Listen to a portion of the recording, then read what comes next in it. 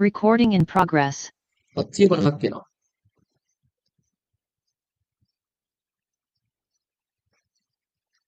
එන්නේ කොහොමද පාවිච්චි කරන්න සමීකරණය? INS කියන එක 450 කියන එක. එහෙනම් අපි ගාඩ් කරන්නේ. ඒ සමානයි 750 එකේ ආදේශයෙන්. එකේ ආදේශයෙන්. එතකොට n ගන්න 150 කියන්නේ 1425යි. n වෙන්නේ 1425න් 750 කර වෙනවා.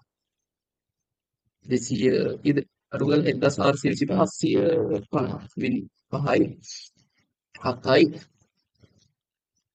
6යි 600 තමයි නේ. 600 කියන රුපියල් මේකට කියන්නේ. ඔන්නෝම තමයි